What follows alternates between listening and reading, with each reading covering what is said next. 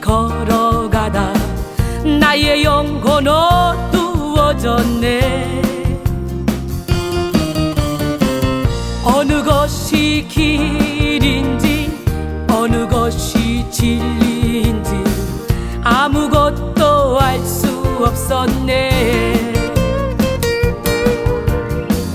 주님 없이 살아가는 모든 삶 실패와 좌절뿐이네. 사랑하는 나의 주님 내 영혼 눈을 보게 하소서.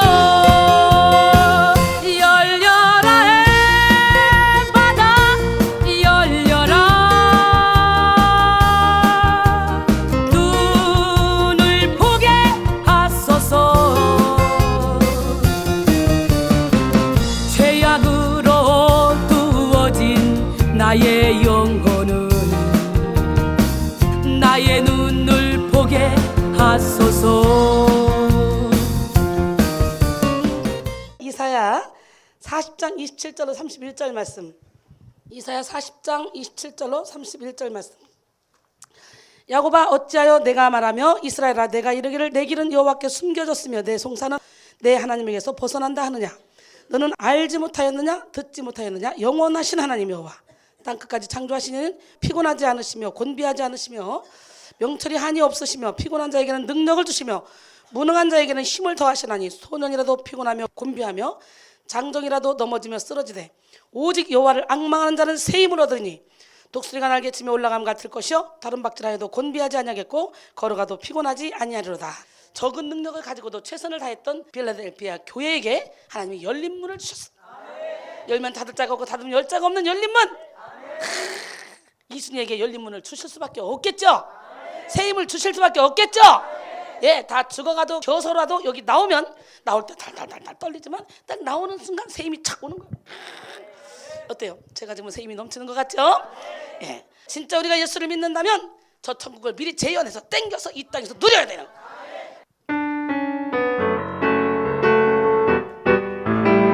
내 영혼이 은총 입어 중한 죄짐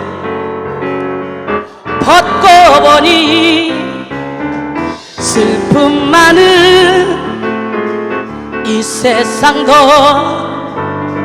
천국으로 화도다.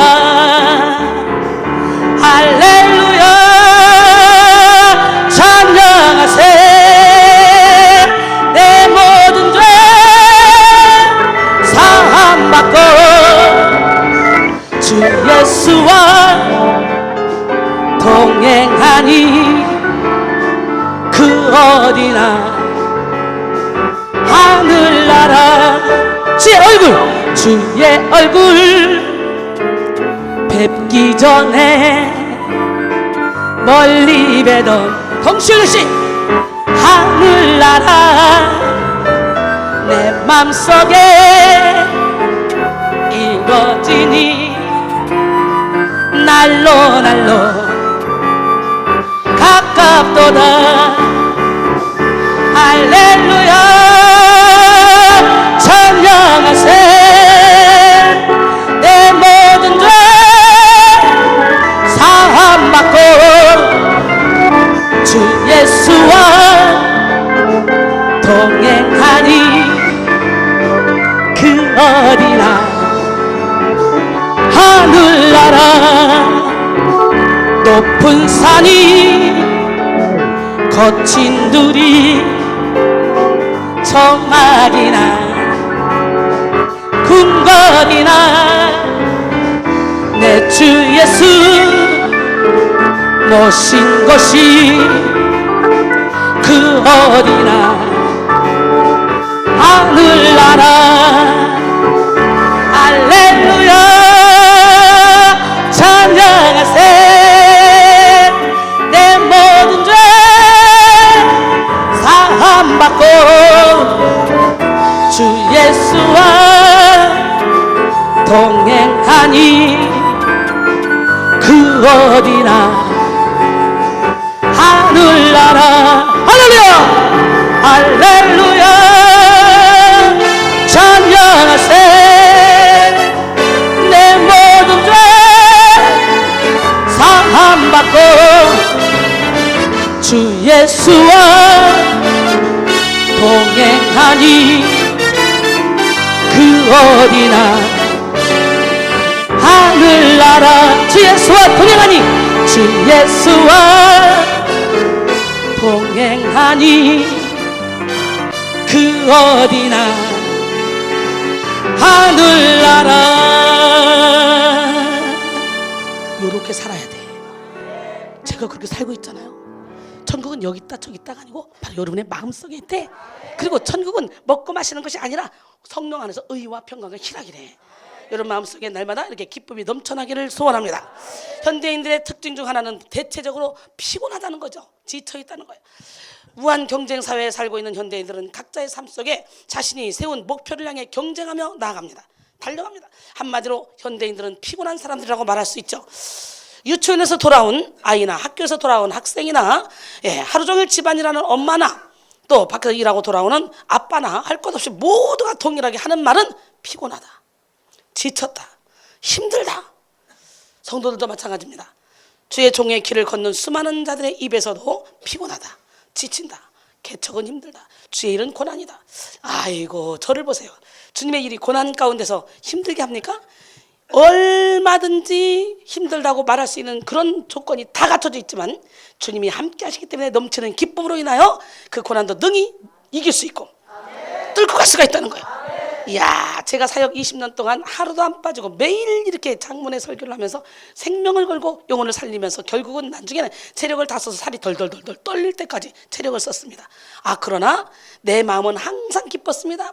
항상 행복했습니다. 고린도후서 8장 2절에 그 초대교회 성도들이요 넘치는 기쁨으로 인해서 수많은 핍박이 있고 환난이 있고 극심한 가난 가운데서 연보를 넘치도록 했다는 거예요. 넘치는 기쁨이 연보를 넘치도록 하게 만들어준다. 난 여러분 모두가 기적의 주인공이 되기를 원합니다. 기적의 하나님, 능력의 하나님, 살아계신 하나님 이 시간에 말씀하십니다. 살아내더라 너는 내 거야. 살아내더라 너는 내 거야. 그렇기 때문에 염려 걱정 근심이 필요 없어. 내가 너에게 새 힘을 줄 거야. 너는 나를 바라보기만 해. 할렐루야. 영성을 내는 받다가 지치는 사람들도 있습니다. 자기 생각에 틀을 깨지 못함으로 하나님이 사랑하는 자들에게 인생 막대기로 사람 채찍으로 징계하고 연단하시는 것을 깨닫지 못해서 그들의 마음 깊은 곳에는 피곤함만 가득합니다. 괜히 영성훈련 받으러 왔다. 괜히 회칠한 무덤을 제꼈다. 그냥 회칠한 무덤을 놓고 혼적인 예배를 드리면서 그냥 자기 의에 도취돼서 일평생 그냥 살걸. 그러다가 지옥으로 퐁당 빠지는데 무의식을 사로잡고 있는 이 어둠의 영들이 나를 조종하는데 무의식을 사로잡고 있는 어둠의 영까지 다 드러내서 버리고 그 안에 하나님의 영으로 채웠을 때 무의식 중에 하는 모든 행동도 다 하나님이 기뻐하는 행동을 하게 된다는 거지.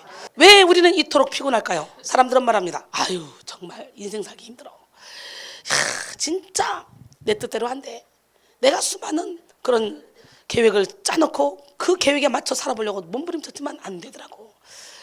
신앙생활도 역시 마찬가지야. 내 금식하리라, 내 선교하리라, 내 구제하리라, 생명 걸고 내가 주의 일을 하리라 수도 없이 입으로 뱉으며 결단도 했지만 안 되더라고. 참 쉽지 않아. 이런 말을 많이 하죠. 근데요 여러분 내 힘으로 하면 안 됩니다. 인간의 힘은 한계가 있습니다. 시간의 한계, 공간의 한계, 건강의 한계, 물질의 한계 등등 수많은 한계를 가지고 있는 게 인간이에요.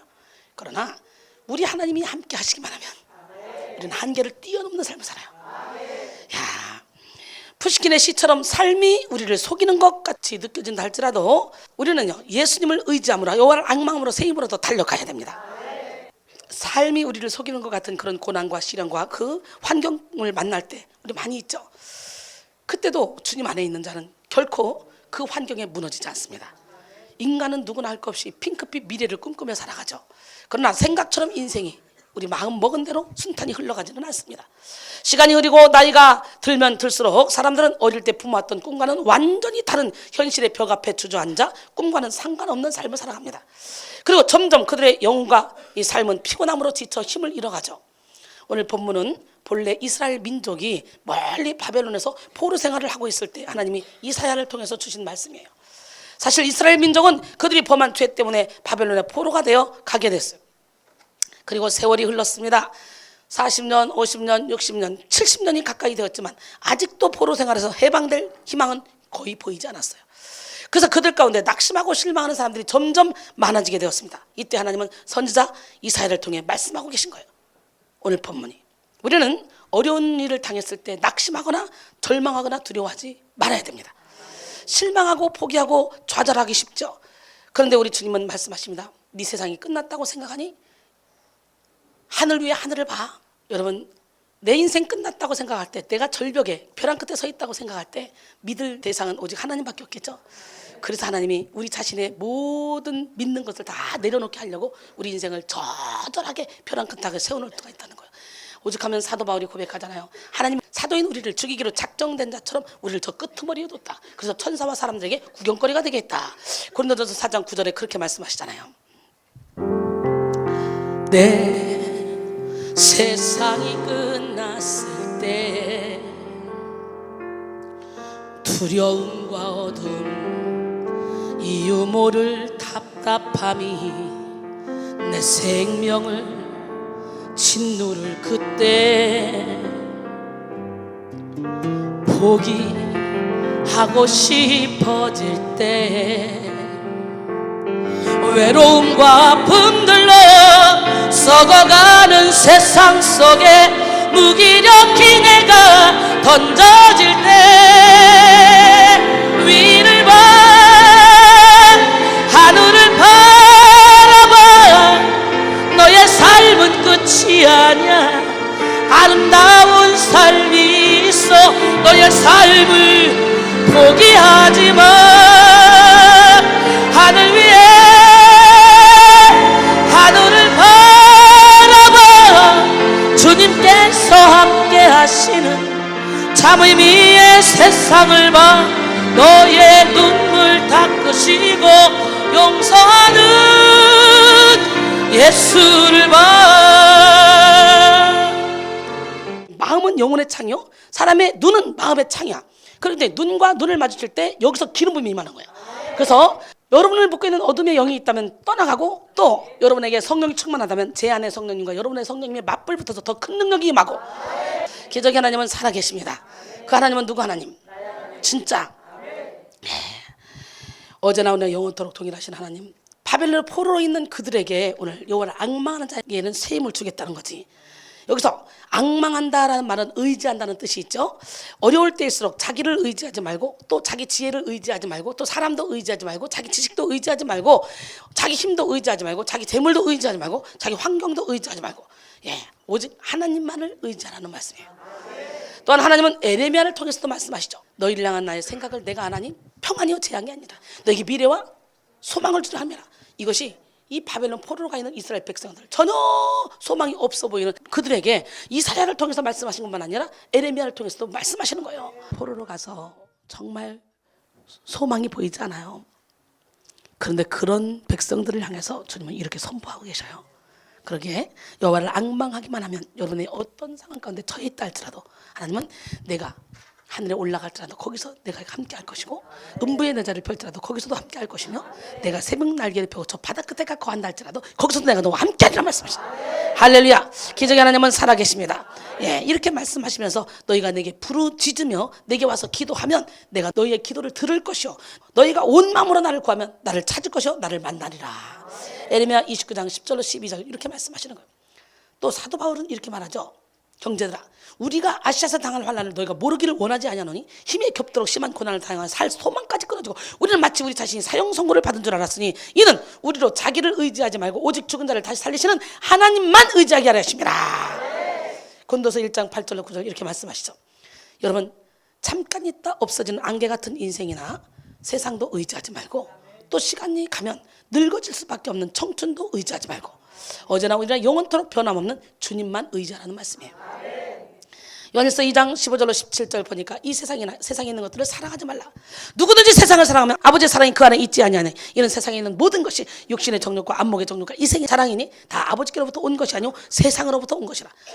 이 세상도 그 정욕도 지나가되 오직 하나님의 뜻을 행하는 자는 영원히 거하느니라. 할렐루야. 오늘 본문을 통해 어떤 상황에서도 낙심하지 말고 오직 하나님을 의지함으로 여호와를 앙망하는 자의 주시는 그런 새 힘을 받으시는 지혜로운 성도가 되기를 원합니다. 현실 앞에서 낙심하는 이스라엘 백성들을 우리가 볼 수 있잖아요. 그러나 안타깝게도 이렇게 이스라엘 백성들은 하나님의 약속을 믿지 못하고 무서운 현실 앞에 무너지고 맙니다. 그때 그들의 심정이 27절에 기록되어 있어요. 마치 우리의 모습과 같지 않습니까? 야곱아 어찌하여 내가 말하며 이스라엘아 내가 이르기를 내 길은 여호와께 숨겨졌으며 내 송사는 내 하나님에게서 벗어난다 하느냐. 하나님이 이스라엘의 사정을 몰라주고 아무리 호소해도 들어주시지 않는다는 것이죠. 원망과 낙심으로 가득한 모습입니다. 생각해보면 이스라엘의 문제는 바벨론의 포로로 잡힌 것이죠. 그러나 그것보다 더 어려운 문제는 그들에게 닥친 현실을 극복할 수 있는 힘이 없었다는 것이죠. 이게 중요한 포인트입니다. 바울과 실라는 베드로는 감방에 갇혔는데도 불구하고 그 환경을 뛰어넘을 수 있는 힘이 있었습니다. 여호와만을 앙망했습니다. 그 상황에서도 평안하게 잠을 잘 수 있었고 그 상황에서도 기뻐하며 찬양하며 기도할 수 있었잖아요. 예, 우리 하나님은 너무너무 우리를 사랑하셔요. 우리보다 우리를 더 사랑하시는 분이에요. 우리는 흔히 이렇게 생각합니다. 현실이 너무 어렵다. 문제가 너무 어렵다. 일이 너무 많다. 틀린 말이 아니죠. 그런데 좀 더 깊이 생각해보면 이것은 맞는 말이 아니에요. 그런 현실, 그런 문제, 그런 일들을 감당할 힘이 없고 실력이 없는 것이 문제죠.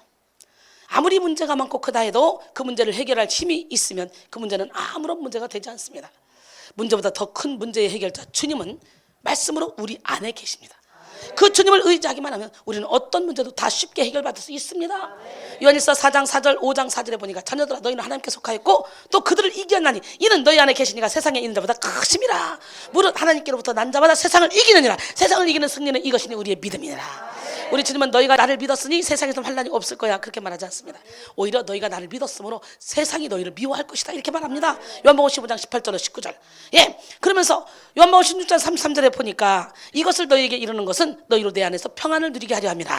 세상에서는 너희가 환난을 당하나 담대라. 내가 세상을 이겼노라. 세상을 이긴 주님이 어디 계셔요? 내 안에. 근데 뭐가 걱정이야? 어떤 한 학생이 시험지를 받아들고 시험을 치릅니다. 그런데 앞이 캄캄합니다. 문제가 너무 어렵습니다. 그런데 정확하게 말하면 문제에 비해 실력이 없는 것이죠. 실력이 부족한 것이죠. 어렵고 쉬운 것은 주관적이고 상대적인 개념입니다. 실력만 좋으면 어떤 문제라도 다 해결할 수 있어요. 사람이 병에 걸리는 이유는 뭐 때문에 그렇습니까? 병균 때문에 그렇죠. 그러나 한편으로 생각해보면 병균 때문에 그런 것이 아니라 병균을 이길 수 있는 그런 면역력이 없기 때문에 그러죠. 즉 체력이 약해져서 병이 드는 것입니다. 병균은 모든 보통 사람들에게 항상 잠재할 수 있어요. 공기 중에도 병균이 막 돌아다녀요. 체력이 강할 때면 웬만한 병도 다 이겨냅니다. 체력이 약해지면 면역력이 약해져서 온갖 병이 다 생기는 거죠. 여러분 문제가 아니라 문제를 해결할 수 있는 힘이 없는 것이 문제입니다. 결국 실력이 없는 것이 문제라는 거예요. 그렇다면 우리 인생의 문제들을 능히 이길 수 있는 실력은 무엇입니까? 체력도 아닙니다. 학력도 아닙니다. 재력도 아닙니다. 권력도 아닙니다. 실력도 아닙니다. 그보다 더 중요한 것은 마음의 힘, 즉 정신력이죠. 내면의 힘이죠. 그래서 우리는 마음을 지켜야 돼요. 그러나 인간 자신의 힘은 그 어떤 것이든 다 제한적입니다. 요한3서 2절에 보니까 사랑하는 자요 내 영혼이 잘된 같이 내가 범사에 잘되고 강건하기를 내가 간구하노라. 내 영혼이 잘되면 범사가 잘되고 강건해지는 역사가 일어나. 그래서 저는 육신의 질병을 고치는 데 집중하지 않습니다. 저는요 영혼의 질병을 고치는 데 집중해요. 그래서 여러분들은 암병이 걸렸다고 죽을 병이 걸렸다고 염려 걱정 근심하며 여기 오죠. 그러면 저는 그 암병 걸린 게 감사하세요. 왜? 암병을 걸리지 않고 건강한 사람은 그저 신앙생활에도 대충 자기 방식대로 자기가 지금 살아온 대로 천년만년 살 것처럼 욕심 부리며 신앙생활하다가 탁 죽어버리면 무의식을 먹고 있는 어둠의 영에 샥 끌려다니다가 죽어버리면 영원한 지옥으로 빠지는데 하나님이 이렇게 누구나 시한부 인생을 살고 있는데 건강한 사람은 그걸 못 느낀다는 거지. 그러나 병이 온다. 더더구나 죽을 병이라고 말하는 암병이 온다. 요즘은 암병도 의학이 발달해서 잘 고쳐지고 또 기도만 하면 고쳐지지만 일단 그런 병이 오면 죽음을 생각하게 되잖아요. 그러다 보니까 성경 속에 하나님이 말씀하신 이 말씀들이 기억나게 되고 이 말씀을 하나씩 지키면서 하나님과 나 사이에 막힌 담을 허물어버리죠. 그러다 보니까 그들은 기름 준비할 수가 있는 시간이 주어지는 거죠. 얼마나 감사한 일이에요. 그런데 그런 환자들이 여기 왔다. 그러면 저는 당신은 축복이야. 이 기회에 당신은 영혼을 살릴 수 있는 기회가 왔잖아. 영혼을 깨울 수 있는 기회가 왔잖아. 왜? 내가 힘이 있을 때는 나를 의지하지만 내가 힘이 없으면 내 안에 예수님을 의지할 수밖에 없으니까 여러분의 영혼이 깨어나야 돼요. 옆 사람 바로 영 깨라. 할렐루야. 예, 영이 깨어나야 돼요. 기적의 하나님, 능력의 하나님, 살아계신 하나님은 지금도 불꽃 같은 눈동자로 여러분을 지켜보고 계십니다. 예, 그래서 저는 영혼을 깨우는 일에 집중하죠. 그래서 영혼만 깨워놓고 영혼만 살려놓으면요, 마음의 즐거움은 양약, 그다음 마음의 근심은 뼈를 말하게 한다. 그렇기 때문에 마음이 즐거우면 병을 이길 수 있는 힘이 생겨버리는 거예요. 저는 그 일을 하는 거예요. 영을 깨우는 일. 그래서 육신의 병에 막 사람들은 그거 집중하지만 저는 육신의 병에 집중하지 않고 영혼의 병에 집중을 합니다. 그럼 영혼이 살아나니까 모든 게 다 일어나더라고요. 예, 오늘 본문 30절에 보니까 소년이라도 피곤하며 곤비하며 장정이라도 넘어지며 쓰러지다 이렇게 말하죠. 힘이 펄펄 넘치는 한창 때일지라도 인간의 힘과 정신력은 제한적이라는 거예요. 현실의 문제가 조금만 커져도 이내 낙심하고 좌절할 수밖에 없습니다. 그러므로 인간 자신의 힘과 전혀 차원이 다른 외부의 힘, 즉 하나님이 주시는 새 힘을 받아야 됩니다. 여러분, 현실의 이런저런 문제 앞에 낙심하고 좌절하고 있는 이스라엘의 모습이 혹시 지금 여러분의 모습은 아닌지 살펴보시기 바랍니다. 우리 안에는 현실을 극복할 수 있는 힘이 있어요. 오늘 본문 28절로 29절 보니까 너는 알지 못하였느냐? 듣지 못하였느냐? 영원하신 하나님과 땅끝까지 창조하신 이는 피곤하지 않으시며 곤비하지 않으시며 명철이 한이 없으시며 피곤한 자에게는 능력을 주시며 무능한 자에게는 힘을 더하시나니 인간은 유한하며 제한적이지만 하나님의 힘은 넘쳐 흐르고 무한하신 그런 힘입니다. 영원하신 창조주 하나님, 그 전능자 하나님은 바로 여러분의 하나님이요, 바로 우리의 아빠, 아버지가 되십니다. 그러나 이런 하나님이 주시는 새 힘은 아무나 받을 수 있는 게 아니에요. 자격이 있어야 돼요. 사실 죄 많은 인간은 결코 하나님이 주시는 새 힘을 받을 수 있는 자격을 가지지 못합니다. 그러나 예수님이 우리의 죄를 대속해 주셨잖아요. 그것이 바로 예수님이 십자가에 달려 죽으신 속죄의 사건입니다. 인간은 일생 동안 죄로 인해 영육으로 피곤할 수밖에 없는 존재였지만 예수의 십자가의 보혈로 말미암아 영원한 새 힘을 얻을 수 있는 그런 생명의 길을 얻게 된 것입니다. 할렐루야. 에베소 2장 14절에 보니까 그는 우리의 화평이신지라 둘로 하나를 만드사 원수된 것 곧 중간에 막힌 담을 자기 육체로 허셨다 이렇게 말합니다. 기적의 하나님, 능력의 하나님은 살아계신데요, 마가복음 15장 37절로 38절 보니까 예수께서 큰 소리를 지르시고 숨지시니라. 이에 성소 휘장이 위로부터 아래까지 찢어져 둘이 됐다 그렇게 말합니다. 확 찢어지는 역사 오늘 일어나길 소원합니다. 예, 이 말씀을 보면 예수님이 십자가에 달려 운명하실 때의 광경이 묘사되어 있죠. 예수님 이전 구약시대에 있던 성전에는 성소와 지성소가 있었습니다. 그때는 대제사장이 백성을 대표해서 1년에 한 번씩 지성소에 들어가 하나님을 만났습니다. 지성소에 들어가기 위해서는 성소와 지성소 사이에 드리워진 휘장을 지나야 했습니다. 대제사장이 짐승의 피를 갖고 들어가는 것 외에는 그 누구도 감히 들어갈 엄두를 내지 못하는 곳이죠. 그런데 예수님이 그 휘장을 다 찢어버렸다는 거예요. 아무나 들어올 수 있도록. 기적 아닙니까? 예, 그것은 예수님의 대속으로 믿는 자는 누구나 하나님 앞에 나갈 수 있음을 의미합니다. 히브리 기자는 그런 사실을 이렇게 설명하죠. 히브리서 10장 19절로 20절 보니까 그러므로 형제들아 우리가 예수의 피를 힘입어 성소에 들어갈 담력을 얻었나니 그 길은 우리를 위하여 휘장 가운데로 열어놓으신 새로운 살 길이요 휘장은 곧 그의 육체니라. 그렇습니다. 나는 죄와 허물 많고 부족해도 예수님 십자가만 붙들면 하나님 앞에 담대히 설 수 있습니다. 이처럼 오직 십자가 대속의 은혜를 입은 성도들은 얼마든지 하나님 앞에 나가서 새 힘을 받을 수 있다는 거지. 히브리서 4장 16절에 그러므로 우리는 긍휼하심을 받고 때를 따라 돕는 은혜를 얻기 위하여 은혜의 보좌 앞에 담대히 나갈지니라. 여러분 지금 은혜의 보좌 앞에 담대히 나왔죠? 여기서 여러분이 중심을 하나님께 드리면 돼요. 여기 앉아있지만 사탄이가 피곤하게 하고 지치게 하고 몸을 공격하고 졸리게 하고 그런다고 사탄의 힘에 막 끌려다니면 여기서 여러분 유익을 별로 얻을 수 없어요. 그래도 앉아있는 게 여기 없는 것보다는 훨씬 낫겠지. 어느 순간 정신 번쩍 들면서 말씀 하나가 팍 박힐 수 있으니까. 예. 그렇지만 이왕이면 눈을 크게 뜨고 온몸을 공격하는 이 어둠을 이겨내고 말씀 속에 쑥 들어가 버리면 막 생수의 강에 들어가서 막 왜 이렇게 맛있는 거야? 꿀맛이야. 난 여러분 말씀이 꿀맛으로 느껴지길 바랍니다. 아니 이게 웬일입니까? 저는 360일 매일 설교를 하는데 왜 내 설교에 내가 맨날 은혜를 받느냐고. 저는 매너리즘에 빠진 적이 없어요. 항상 그때그때 새로운 찬양을 부르고 새로운 설교를 해요. 제가 찬양을 부를 때 그냥 형식적으로 부릅니까? 젖먹다님을 다해서 전심으로 부르잖아요. 그러니까 거기서 능력이 나오는 거예요. 할렐루야. 하나님께 내가 새 힘을 받는 방법은 바로 여호와를 앙망하는 거라고 그랬잖아요. 오직 여호와를 앙망하는 자는 새 힘을 얻으리니 그랬어요. 여기서 앙망한다 이 말은 바라본다 기다린다라는 뜻이죠. 그리고 어원적으로 줄을 팽팽하게 잡아당긴다는 그런 의미도 가지고 있습니다. 이런 것들을 종합하면 앙망한다는 것은 늘 긴장감을 갖고 지속적으로 하나님을 바라보는 것을 의미합니다. 다시 말하면 하나님과 지속적으로 영적 교제를 나누는 것이죠. 그럴 때 지속적으로 영적인 세임을 공급받을 수 있습니다. 천성을 향해 가는 우리는 언제든지 믿음의 주여 또 온전케 하시는 예수를 바라봐야 됩니다. 그것이 주님을 앙망하는 것입니다. 앙망한다는 말은 생각한다는 뜻도 담겨 있습니다. 항상 주님을 바라보면서 광야 같은 그런 인생길을 한 걸음 두 걸음 걸어야 하고, 때로는 거친 풍랑을 건너야 하고, 태산전령과 같은 이 사막과 같은 그런 많은 길을 걸어가는 것이 우리 그리스도인의 모습입니다. 태풍, 풍랑이 이르는 그 곳도 걸어가야 됩니다. 사람들을 바라보지 않고 세상에 있는 향락과 영광을 바라보지 말고, 그리고 세상에 있는 지위와 돈을 바라보지 말고 오직 하나님을 바라보며 나아가라는 그런 말씀이죠.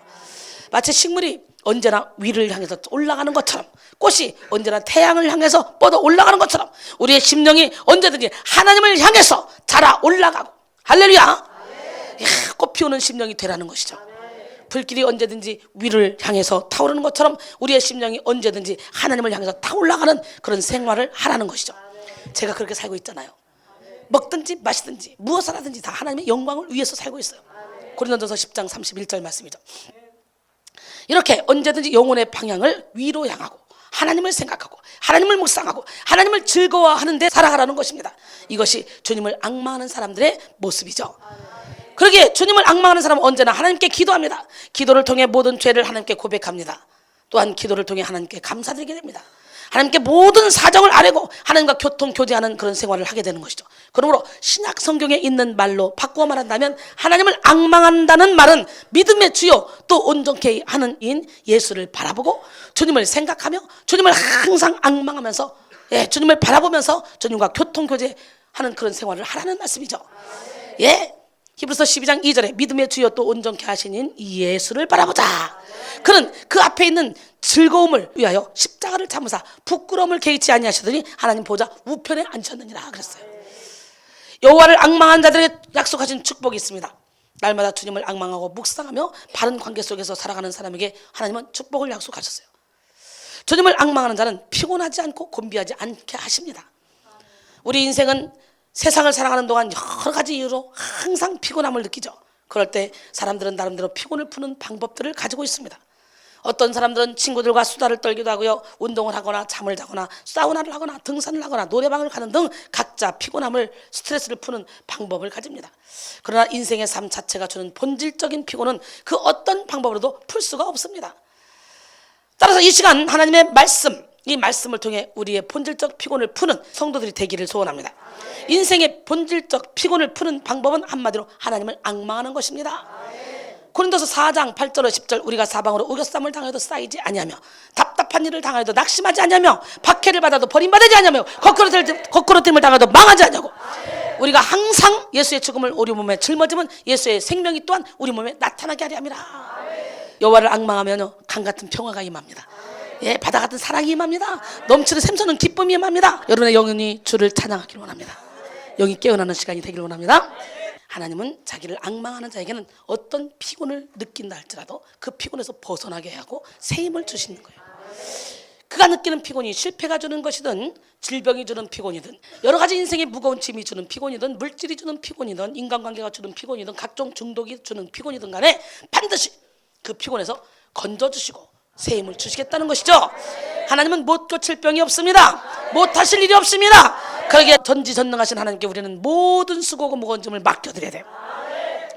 마태복음 11장 28절 29절, 수고하고 무거운 짐진 자들아 다 내게로 오라. 내가 너희를 쉬게 하리라.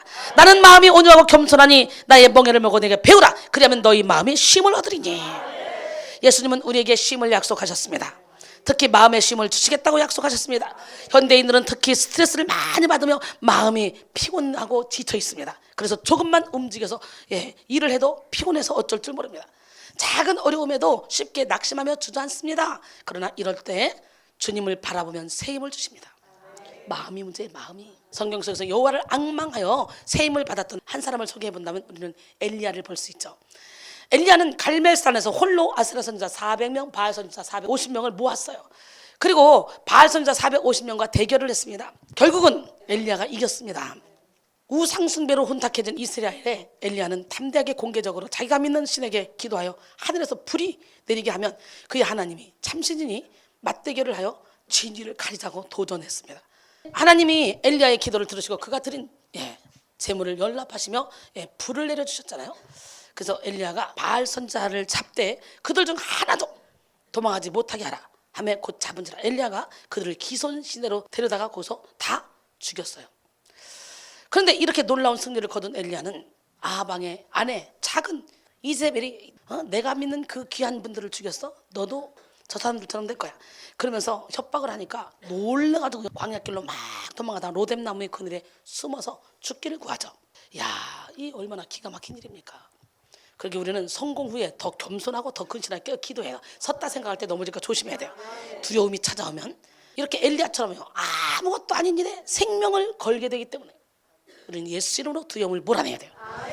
여호와의 천사가 찾아와서 어루만지며 먹을 것 줘요. 여호와의 천사가 준 안식을 누린 후에 엘리야는 다시 새 힘을 얻어서 담대하게 말씀을 외치며 사명을 감당합니다. 소년이라도 피곤하며 곤비하고 장정이라도 넘어지며 쓰러지되 여호와를 앙망하는 자는 새 힘을 얻습니다. 언제나 주님을 바라보므로 지치지도 않고 피곤하지도 않으며 주님이 주시는 새 힘으로 큰 일을 잘 감당하는 우리 모두가 되기를 바랍니다. 저는 매일매일의 삶 속에 제가 생각해도 이상하리만큼 새 힘이 저를 이끌어가는 것을 느낍니다. 아무것도 할 수 없다고 생각할 그때에 피곤하고 지친 몸을 이끌고 강단에 서면 황소라도 다 때려잡을 정도로 새 힘이 넘쳐나는 것을 날마다 체험합니다. 나는 원래 체질적으로 난 조금만 힘들면 안 돼. 이거 생각입니다. 생각. 저는요 밥을 한 끼만 먹고 일할 때도 많았고 밥을 거의 하루 종일 못 먹다가 한번 밤중에 폭식하고 잘 때도 많았어요. 사역하면서. 그러나 위에 대장에 아무런 지장이 없었어요. 주님 안에 있으면 못할 게 없다. 안 될 거 없다. 고치지 못할 병이 없다. 할렐루야. 24시간 주님을 앙망하는 삶을 살기를 원합니다. 그 다음에 주를 앙망하는 자는 독수리같이 높이 높이 올라가게 되죠. 새 중에 가장 높이 나는 새, 가장 힘이 센 새가 독수리입니다. 하늘 높이 날아오를 수 있는 가장 강력한 힘을 가지고 있죠. 그런데 성경은 독수리가 창공에 높이 올라간 같이 우리가 영적으로 올라갈 수 있도록 하나님께서 새 힘을 공급하신다고 이렇게 약속하십니다. 바로 제가 그런 삶을 살아가고 있습니다. 얼마나 놀라운 일입니까? 거듭난 그리스도인들은 둥지에 안주하지 말아야 됩니다. 독수리같이 창공을 훨훨 날아야 됩니다. 하나님은 우리를 독수리와 같이 높이 올라가도록 창조하셨어요. 독수리처럼 높이 올라갈 수 있도록 새 힘을 공급하십니다.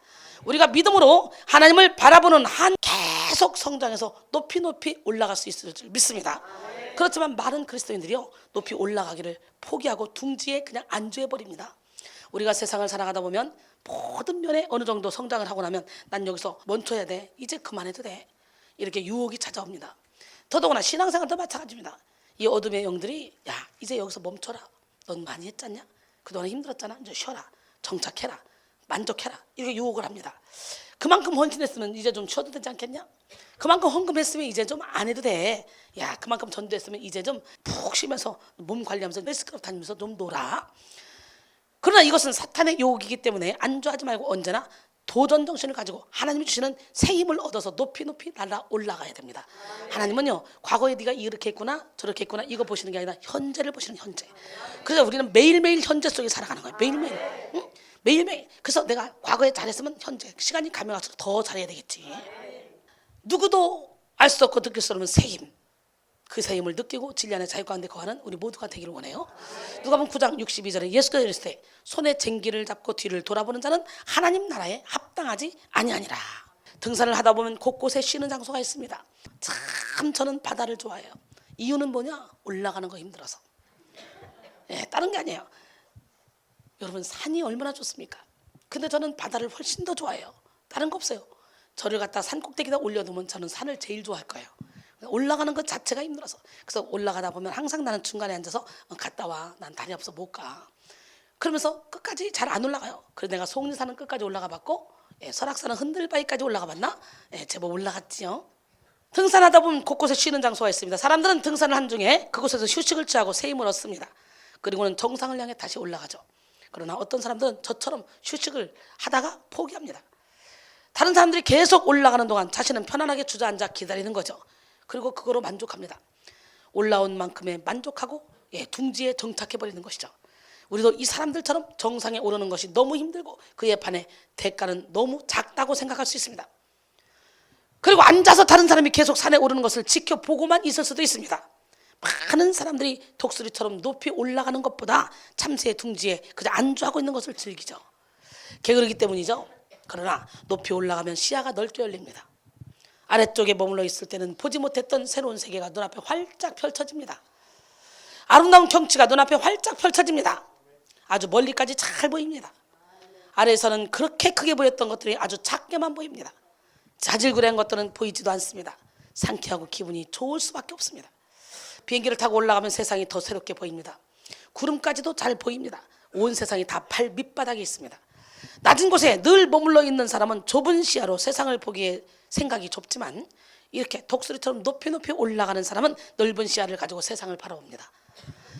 낮은 곳에 머무는 사람은 눈앞에 놓인 것만큼 보지만, 높은 곳에 올라가면 멀리 있는 것까지 다 볼 수 있죠. 여러분, 우리의 문제가 태산같이 크다 할지라도 내가 개미 같은 눈을 가지면 이 조그만 바위덩어리만 있어도 그 길을 지나가다 부딪히죠. 그런데요, 기류를 타고 날아오르는 독수리 같은 그 눈을 가지면 어떤 문제도 태산도 다 넘어갑니다. 어렵지가 않아요. 저절로 넘어가요. 저절로. 예, 물도 넘어, 강도 넘어, 태풍 뭐 그런 거 관계없어요. 산도 넘어, 온갖 쓰레기, 잡쓰레기도 다 넘어, 그냥 슉슉 넘어가요. 쉽게. 제가 그렇게 살고 있잖아요. 어떤 문제도 쉽게 뛰어넘을 수 있는 독수리의 눈을 가지길 바랍니다. 할렐루야. 너무나 좁은 시야를 가지고 사소한 것에 매여 에너지를 낭비하지 마시고 독수리처럼 시야를 넓힙시다. 하나님은 우리로 하여금 모든 것을 부분적으로만 보지 않고 전체를 볼 수 있도록 인도하십니다. 세계는 넓고 할 일은 많습니다. 하나님께서는 우리를 인도해서 전 세계의 영혼을 살리라고 말씀하셨어요. 하나님께서는 우리를 높여주셨고 우리를 통하여 크고 놀라운 일을 행하고 계십니다. 특히 우리 백성인들을 통해, 영혼의 샘 식구들을 통해 하나님은 세계를 열어두셨습니다. 어느 순간부터 저는 이제 숫자가 많든 작든 할 것 없이 하나님이 보내준 그 영혼들을 정말 멋지고 아름답게 주의 종으로 만드는 일이 내 사명이 되어버렸거든요. 여기 오신 분들, 여기서 설교 한 번, 두 번, 세 번만 들으면 영적인 세계 확 열리면서 아, 그런 것이구나. 그래서 진짜 여러분 진리를 알게 돼요. 하나님은 그들을 통해 일하시기를 원하셔요. 기적의 하나님은 살아계십니다. 너무도 많은 거짓 선자가 세상에 나왔어요. 예수 이름만 팔면서 영혼들을 죽이는 그런 사건들이 얼마나 많이 세상에 나왔는지 몰라요. 그래서 우리는 철저히 말씀 안에서 분별해야 돼요. 내 영혼은 내가 지켜야 돼요. 예, 아무리 이순이가 말씀을 가지고 떠들어도 그 말씀이 아니면 아닌 거예요. 예, 이순이가 법이 아니에요. 말씀이 법이에요. 그러나 저는 계속적으로 말씀으로 말씀을 풀어가잖아요. 그렇기 때문에 여러분, 저를 믿지 말고 제 안에 계신 예수님을 믿으시면 다 자동적으로 저를 믿게 되겠지. 왜? 예수님이 나를 통해 일을 하시니까. 내게 갑절의 능력을 주실 걸 믿고 밀어붙이고 있습니다. 육신을 쳐서 복종시키고 있습니다. 살이 떨려도 나옵니다. 떨려도 나와서 30분만 하고 갈 것 같지? 그러나 이렇게 진하게 합니다. 지식의 은사, 지혜의 은사, 믿음의 은사, 능력 행함의 은사, 신유의 은사, 예언함의 은사, 영분별의 은사, 각종 방언 하면서 방언들 동력하면서 사랑이라고 화평이네 자비 양선 충성은 절제의 은사 다 받기 바랍니다. 할렐루야. 우리 모두 새 힘을 받읍시다. 높이 올라갑시다. 어느 한 부분만이 아니라 전 세계를 보고 그 세계 영혼들을 위해 생명을 바칠 수 있는 그런 믿음을 가진 저와 여러분이 되기를 소원합니다. 예수 그리스도를 믿는 우리에게는요, 여러 가지 힘이 필요해요. 그러나 무엇보다도 가장 중요한 힘은 바로 하나님께로부터 오는 그런 힘을 공급받는 것이죠. 바로 영적 능력입니다. 스가랴 4장 6절에 스룹바벨에게 말씀하시죠. 힘으로 되지 아니하고 능으로 되지 않는 것 오직 나의 영으로 되느니라. 빌립보 4장 13절에 내게 능력 주시는 자 안에서 내가 모든 것을 할 수 있느니라. 예, 말로만 하지 말고 진짜 하나님 내게 능력 주세요. 내게 능력 주시는 그 주님 안에서 난 뭐든지 다 할 수 있어요. 제가 그렇게 살고 있잖아요. 제가 얼마나 당당하게 살고 있습니까? 여호와를 앙망하는 구체적인 방법은 뭐냐? 말씀과 기도예요. 뭐라고요? 오늘 본문은 새 힘을 얻는 사람의 모습을 독수리로 비유하고 있습니다. 여기서 우리는 비유적으로 이렇게 생각해 볼 수 있죠. 독수리의 힘은 양 날개에 있어요. 양 날개를 쫙 편 채 기류를 이용해서 요요히 날아가고 때로는 날개짓을 하며 힘차게 창공을 향해 솟아 올라갑니다. 바람의 힘이 없으면 날아갈 수 없지만 양 날개의 역할도 중요합니다. 마찬가지로 우리 신앙에 있어서 말씀과 기도는 독수리의 양 날개와 같습니다. 이 두 가지를 균형 있게 잘 활용하면 우리는 하나님이 주시는 새 힘을 충만히 받을 수 있습니다. 우리는 주님을 앙망함으로 성령의 바람 날개를 달고 비상해야 돼요. 할렐루야. 예, 말씀 안에서 역사하시는 새 힘을 받읍시다. 성경은 하나님의 말씀이잖아요. 성경은 예수님이잖아요. 태초에 말씀이 계시니라. 이 말씀이 하나님과 함께 계셨으니 이 말씀은 곧 하나님이시라. 말씀이 육신이 되어 우리 가운데 거하심에 우리가 그의 영광을 보니 아버지의 독생자의 영광이요 은혜와 진리가 충만하더라 그랬어요. 할렐루야. 말씀 자체가 하나님이요 말씀 자체가 예수님이요 말씀 자체가 성령님이요. 예, 그러기에 우리는 이 말씀, 영혼의 양식인 말씀을 마음껏 먹어야 되는 거예요. 여기 와서요 졸더라도 여기 앉아 있으면요 말씀이 자꾸 막 던져지니까 어느 순간에 말씀이 슉슉 나도 모르게 들어와. 가랑비에 옷 젖는지 모르고 그러다 보면 내가 변화되어 있는 나를 발견하게 되지. 그러므로 성경 말씀을 통해 하나님과 교제할 수 있는 거예요. 그리고 바로 그때 성령의 능력이 부어지게 되는 거죠. 그러므로 우리는 부지런히 말씀을 읽고 듣고 배우고 묵상하고 그리고 그 말씀을 지켜야 됩니다. 할렐루야. 여러분 모두가 다 오늘 이 시간에 이 말씀 안에 거하시고 그 말씀을 지키는 기적의 주인공이 되기를 원합니다. 그 다음에 기도에서 영적인 신비한 세계를 보고 깨달아 세임을 받아야 돼. 영계가 열리기를 원합니다. 여러분 기독교는 체험의 종교예요. 하나님은 살아계셔서요 우리가 하나님을 볼 수도 있고요 하나님의 음성을 들을 수도 있고요 하나님의 형상을 느낄 수도 있고요 그리고 바람으로 오시고 불로 오시고 물로 오시고 그리고 안개로 오시고 막 여러 가지 방법으로 주님이 다가오시는 걸 우리가 느낄 수 있어요. 체험할 수 있어요. 이 예배당에서 그런 일이 계속 일어나고 있습니다. 지금 영안이 열린 사람은 그걸 보고 있습니다. 기도는 하나님과의 대화입니다. 우리가 간절히 기도할 때 하나님께서 우리를 만나주시고 그리고 영적인 능력을 부어주십니다. 1세기 초대교회 시대는 기독교 2000년 역사 가운데 가장 위대한 교회와 성도들이 있었던 시기입니다. 그때는 박해가 엄청 심했습니다. 유대인의 박해, 로마 당국의 박해 사이에 샌드위치가 된 상황인데 어떻게 그게 가능했겠습니까? 그들은 외적으로는 힘들었지만 기도하는 가운데 세임을 공급받았어요. 할렐루야. 오로지 그들은 기도에 힘썼어요. 그러다가 성령의 불을 받았죠. 오순절 마가 다락방에 모인 그런 사람들이 더불어 마음을 같이 해서 전혀 기도에 힘썼을 때 성령이 강력했고 그들은 성령으로 충만해져 밖에 나가 담대히 복음을 증거했습니다. 베드로와 요한은 즉시 성전 비문에 앉아있는 안전뱅이를 예수의 이름으로 일으켜 세웠습니다. 그의 근본적인 문제를 해결해 주었습니다. 복음을 증거하다가 체포당해도 그들은 두려워하지 않았습니다. 사실 붙잡혀 들어가서 혼나고 나면 무서운 법이잖아요. 예수 이름으로 이제는 아무것도 하지 말라 이렇게 말하는데 그런데도 불구하고 이 베드로와 요한이 뭐라고 말합니까? 야, 하나님 앞에서 너희의 말을 듣는 것이 하나님의 말씀을 듣는 것보다 더 옳으냐? 그러면서 야, 할 거야 나는. 너희들이 어떻게 나를 잡아가도 나는 복음을 증거할 거야. 멋있지 않습니까? 갈라디아서 1장 10절에 사도 바울은 뭐래요? 이제 내가 사람들에게 좋게 하랴? 하나님께 좋게 하랴? 사람들에게 기쁨을 구하랴? 내가 지금까지 사람들에게 기쁨을 구하였다면 그리스도의 종이 아니니라 이렇게 말합니다. 그러기에 참종들은 사람의 기쁨을 구하는 그런 설교를 하지 않습니다. 참종들은 사람들의 영혼을 묶는 잠재의식 속에 집집고 있는 그 어둠의 영들을 끌어내기 위해서 여러분의 자존심을 무너뜨려 버립니다. 여러분의 마음가짐을 찢어버립니다. 아프다고? 힘들다고? 고통스럽다고? 자존심 상한다고? 그렇다면 여러분은 사탄의 도구로 그냥 살아갈 수밖에 없어요. 그러기에 진짜 하나님의 종이라면 징계할 줄도 아는 거예요. 하나님은 인생 막대기로 사람 채찍으로 당신의 자녀들을 징계하시는 분이에요.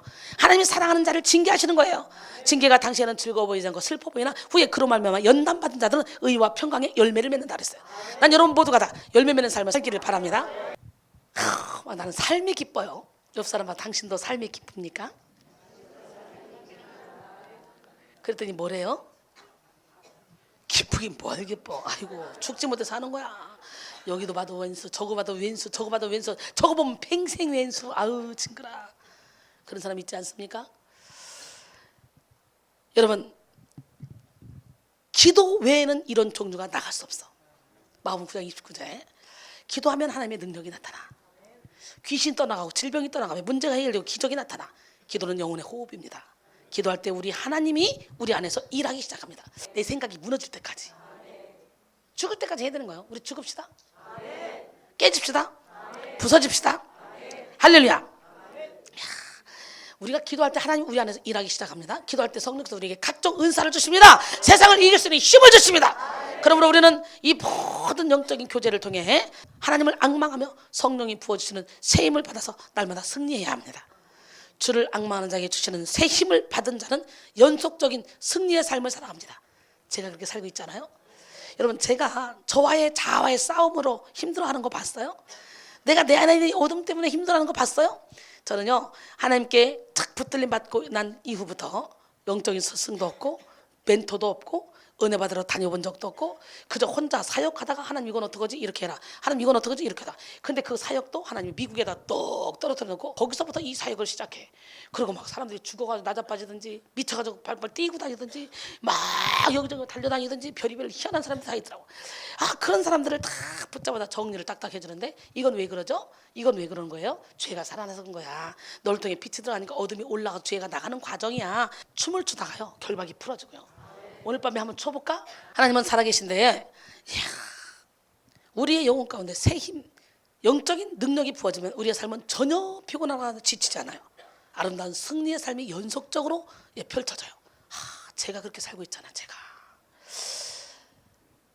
피곤하지도 않고 지치지도 않는다. 승리한다. 연속적으로 승리한다.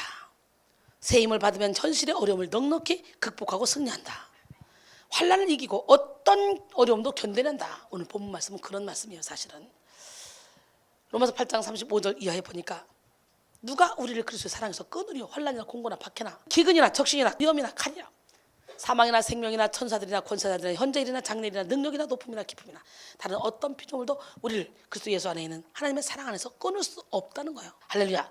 주님이 주시는 새 힘을 얻은 사람은 어떤 상황 가운데서도 하나님의 위로를 받고 문제를 해결하고 극복합니다. 환경에 매이지 않습니다. 환경을 변화시킵니다. 기적을 창출합니다. 결론적으로 오늘은 여호와를 앙망하는 자에게 주시는 새 힘이라는 제목으로 함께 은혜를 나눴습니다. 사랑하는 여러분, 우리 앞에 있는 현실의 문제는 진짜 문제가 아닙니다. 진짜 문제는 여러분 자신이며 믿음의 문제, 영역의 문제입니다. 따라서 우리는 피곤할 수밖에 없는 그런 현실 앞에 주저앉는 것이 아니라 새 힘을 예비하신 하나님을 앙망하며 나가서 새 힘을 받아 연속적으로 승리하며 살아가야 될 줄 믿습니다. 주를 앙망하는 자에게 약속하신 그 축복은 피곤하지 않고 곤비하지 않게 하신다는 거지.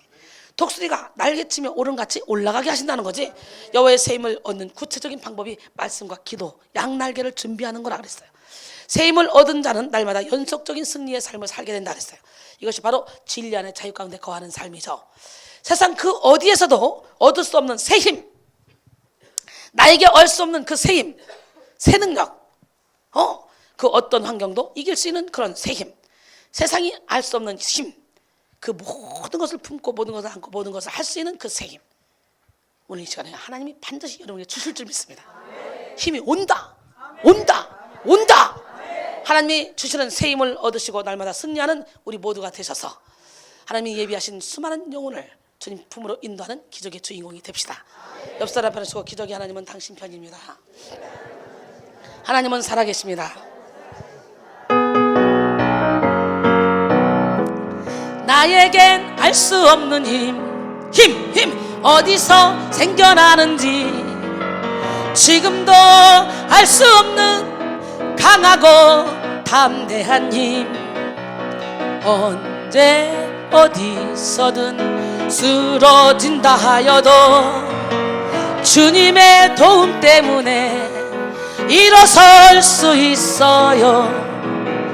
나에겐 알 수 없는 사랑 어디서 생겨나는지 지금도 알 수 없는 강하고 따뜻한 사랑 누가 나를 미워한다 하여도 주님의 도움 때문에 사랑할 수 있어요. 아멘. 나에겐 알 수 없는 힘 어디서 생겨나는지 지금도 알 수 없는 강하고 담대한 힘 언제 어디서든 쓰러진다 하여도 주님의 도움 때문에 일어설 수 있어요. 나에겐 알 수 없는 사랑 아멘 어디서 생겨나는지 지금도 알 수 없는 강하고 따뜻한 사랑 누가 나를 미워한다 하여도 주님의 도움 때문에 사랑할 수 있어요. 아멘. 나에겐 알 수 없는 기쁨 어디서 생겨나는지 지금도 알 수 없는 강하고 담대한 기쁨 솟아나요. 언제 어디서든 쓰러진다 하여도 주님의 도움 때문에 일어설 수 있어요. 진짜? 예, 독수리가 올라간 것 같은 새 힘을 얻어야 될 거 아닙니까? 어? 올라갑시다. 내 영혼아 깨어라. 내 영혼아 깰지어다. 저 창공을 향해 올라가서 어떤 문제도 다 쓸고 지나가자. 이야, 진짜요. 아무리 저에게 큰 문제를 갖다 놔봐요. 나 그 문제 때문에 머리 골똘 썩지 않아요. 그냥 딱 보면 그 문제를 해결할 수 있는 방법이 딱 그냥 올라와요. 여기를 거치지도 않아요. 그냥 이렇게 하면 되겠네. 이렇게 하자. 이렇게 하자. 그래서 저는요 골머리 썩어본 적이 없어요. 여러분, 우리가 아무리 대급박을 굴린다 해도 하나님의 미련함만 못한 게 인간이야. 그러니까 성령 충만을 받아서 성령의 인도함을 따라 살아가라고. 그러면 우리는 초자연적인 삶을 살게 돼요. 독수리가 날개치며 오름 같은 새 힘을 얻읍시다. 주를 앙망합시다.